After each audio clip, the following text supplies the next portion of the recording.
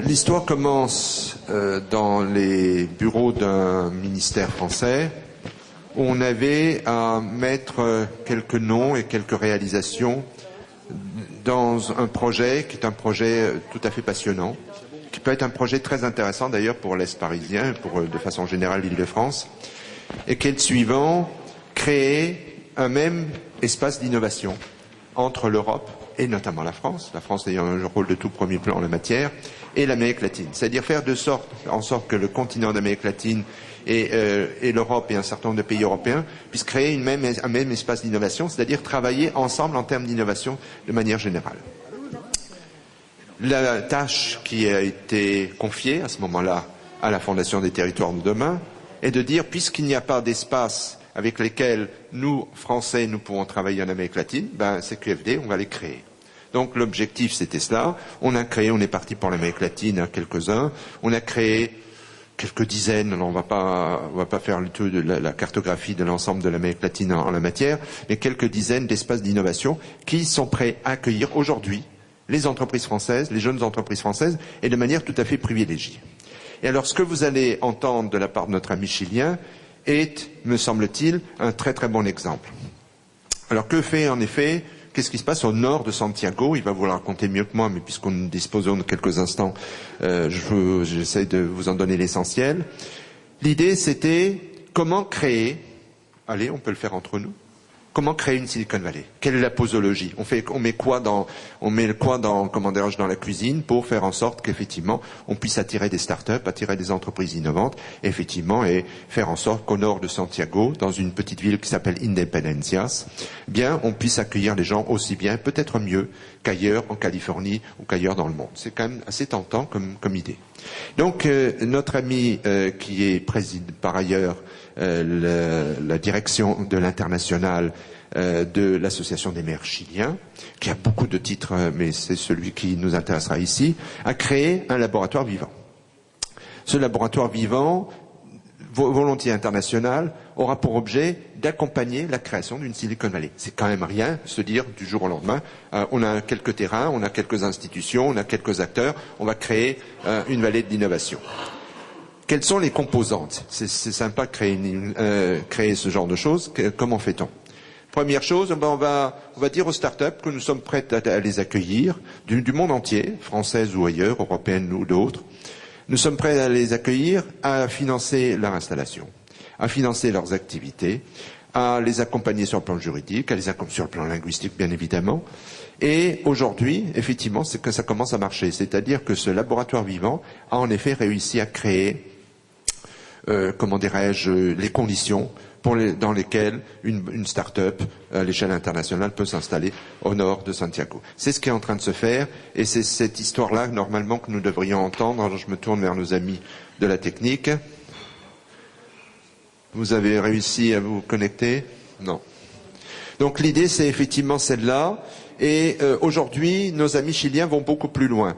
Puisqu'apparemment ça marche bien, bien, continuons le combat de la collaboration, comme ils disent, et tournons-nous vers nos amis français. Alors Fernando parle un français parfait, donc n'ayez pas de crainte en la matière. Et c'est au début janvier, je crois le 6 janvier exactement, qu'en présence d'un certain nombre d'acteurs français, nos amis vont inaugurer ce processus. Ils vont avoir une semaine qui s'appelle, je crois, une semaine du futur. Ça aura lieu au Sénat à Santiago, au Sénat chilien.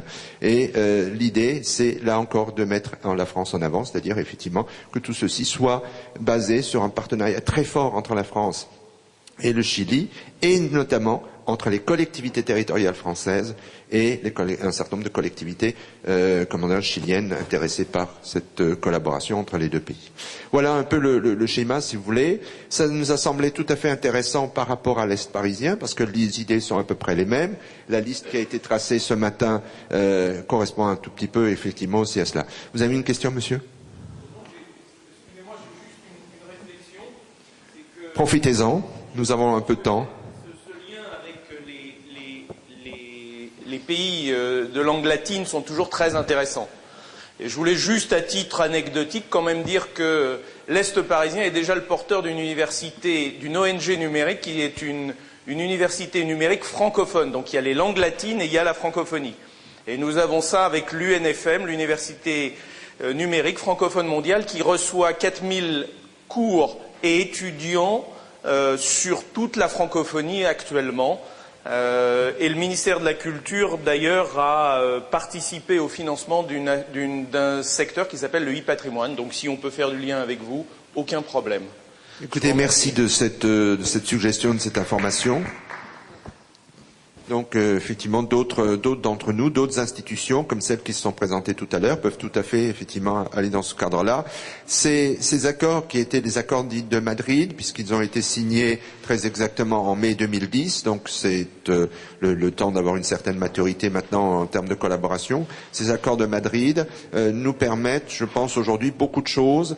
Nos amis chiliens, comme d'autres pays d'Amérique latine, sont prêts à très très souvent mettre les moyens nécessaires, et surtout on compris une chose, c'est que lorsqu'on crée un incubateur au sein d'une entreprise, et un certain nombre d'institutions l'ont évoqué tout à l'heure, lorsqu'on crée un incubateur, il est relativement aisé par la suite d'avoir un laboratoire ouvert, un véritable laboratoire vivant, un véritable Living Lab, et que ce Living Lab est un outil de collaboration tout à fait pertinent.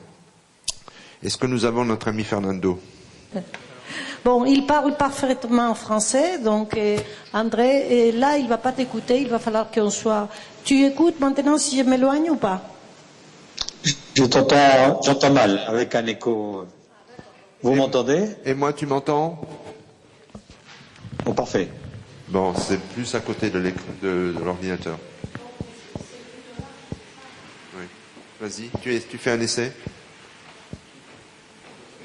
Hola, Fernando, ¿me escuchas ahora? ¿Me escuchas?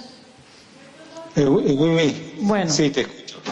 hay que hablar despacito. Il faut parler lentement. Vas-y. Fernando, alors on a beaucoup de questions pour toi. Alors d'abord, merci de ta présence. Tu nous entends? Je vous entends très mal, avec un écho. Alors je vais essayer de parler le moins possible et de faire en sorte que tu parles le plus possible. De toute façon, c'est ton témoignage qui compte aujourd'hui. Nous avons beaucoup discuté ce matin de problématiques de technologie de l'information, de territoire du numérique, et nous avons parlé, bien entendu, d'Independencias et de ce qui est en train de se passer autour d'Independencias dans le nord de Santiago. Est-ce que tu peux nous raconter un tout petit peu quel est ton projet?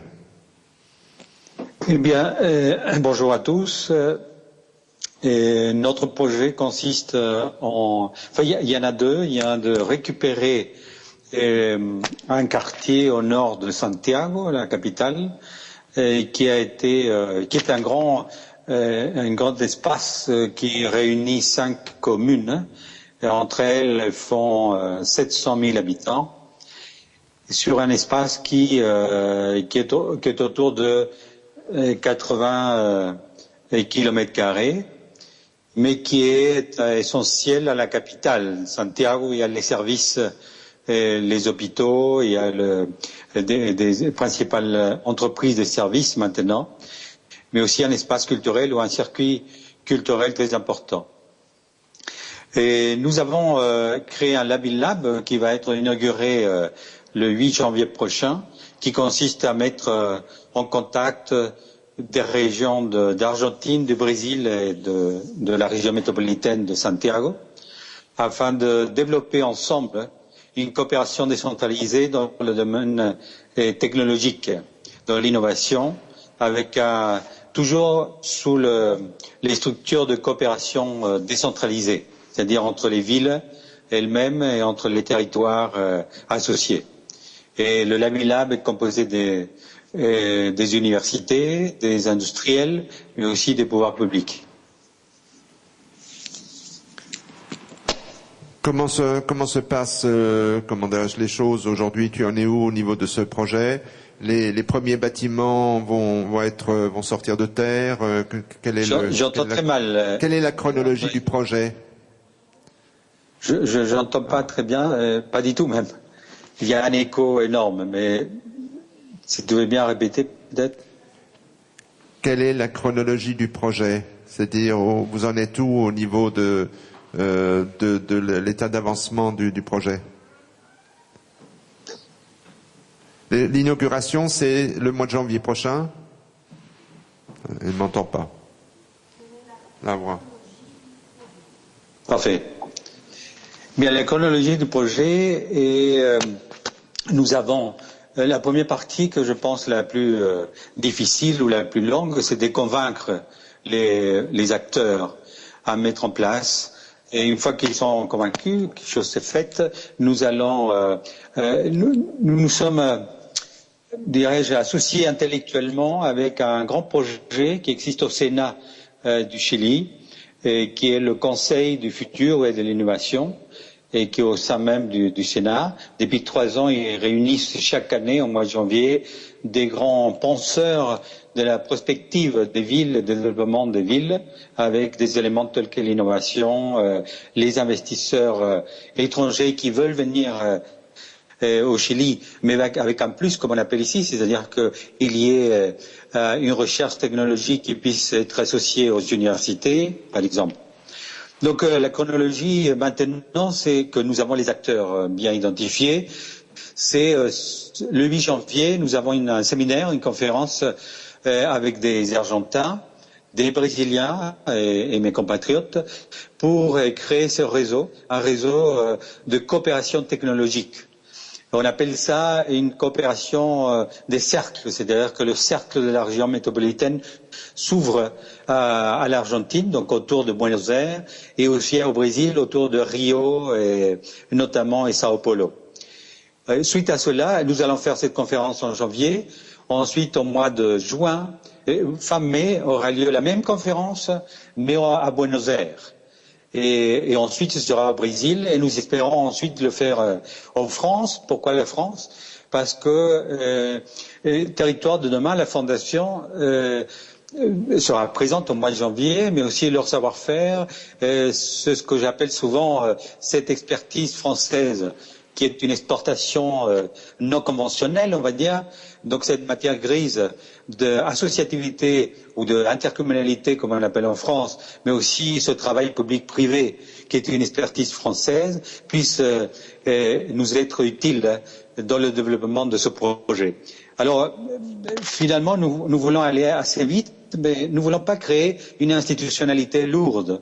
Nous sommes en train de monter un réseau entre institutions qui veulent travailler dans la même direction, et donc celle-ci a été identifiée avec des échanges depuis 1 an, et qui concerne notamment donc la mise en place d'une coopération technologique. Ça veut dire que mettre au service de la ville ou des territoires associés les nouvelles technologies de l'information et bien sûr la recherche de l'innovation et la mise en pratique de cette recherche académique.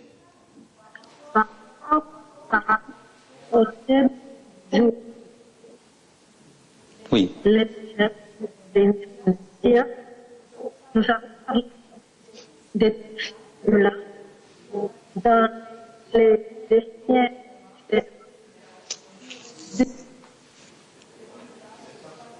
Un petit souci de ce nom.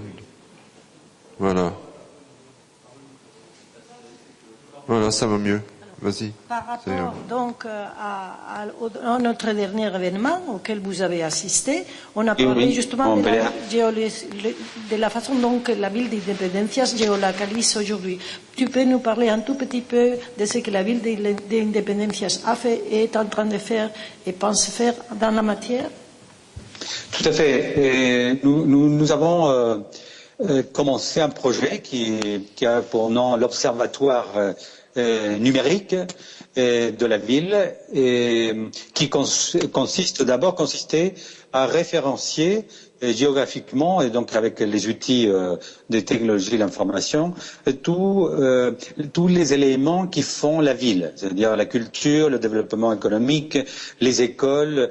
Nous avons une commune donc de 75 000 habitants, Independencia, et qui a l'équipement le plus complet du point de vue médecine du pays, c'est-à-dire qu'il y a les facultés de médecine, les centres de recherche, etc. Et donc le maire qui vient d'arriver, ça fait 1 an qu'il est en place, il a pris comme un des axes de développement de la ville le numérique, au service de ce qu'on appelle la démocratie liquide ou la démocratie participative, qui est un élément très important dans notre pays comme dans d'autres pays dans le monde en ce moment. Donc le projet s'appelle Independencia Digital, donc Independencia numérique.